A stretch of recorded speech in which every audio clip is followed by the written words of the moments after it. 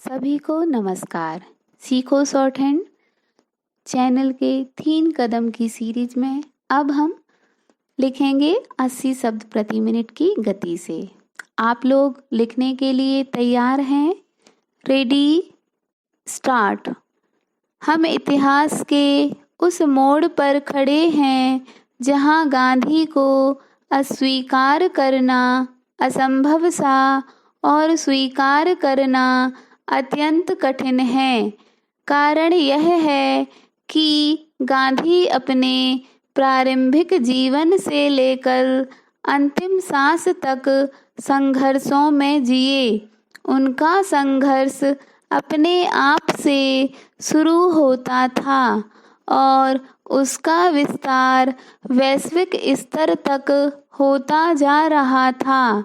उनकी पहली लड़ाई थी सत्य की बुनियादी निष्ठा को अपने अंदर स्थापित करने की।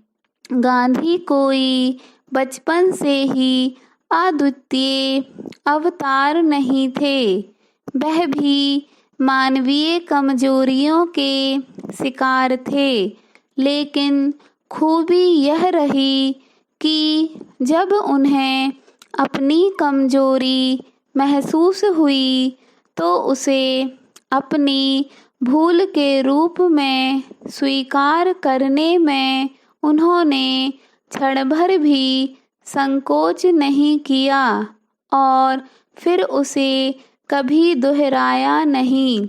उनके भीतर सत्य को लेकर जो आग्रह पैदा हुआ वह बाद में उनके कार्यकलापों में भी दाखिल होता गया। गांधी की जो स्वराज की लड़ाई थी वह नए जीवन दर्शन की, एक नए विश्व रचना की लड़ाई की शुरुआत थी। पैरा, अगर हमने आज़ादी मिलने के बाद गांधी के बताए विचार के अनुसार देश के पुनर्निर्माण का काम किया होता तो आज देश की स्थिति कुछ और होती, लेकिन हमने गांधी को भुला दिया। उनके बताए तरीके शायद हमें गए गुजरे जमाने के लगे। गांधी ने अपने दर्शन के जरिए पूरी दुनिया को मानवीय मूल्यों पर आधारित एक सहयोगी सहकारी समाज खड़ा करने का सुझाव दिया। आज जो हो रहा है उसमें समस्याओं का हल नहीं है।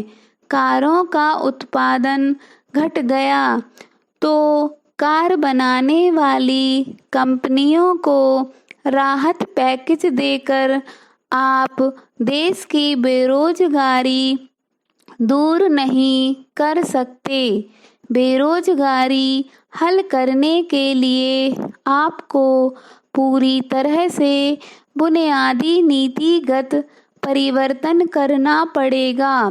भारत श्रम शक्ति समृद्ध देश है, लेकिन उसके पास पर्याप्त पूंजी नहीं है। हमारे पास जो श्रम शक्ति है उसे पूंजी निर्माण करने में तब्दील क्यों नहीं कर सकते? जब तक हम यह नहीं करेंगे हमारे सवाल हल नहीं हो पाएंगे और जब तक समाधान नहीं मिलेगा तो तलाश जारी रहेगी। जब तलाश जारी रहेगी तो गांधी बार बार हमारे सामने अपने समाधान के साथ खड़े रहेंगे।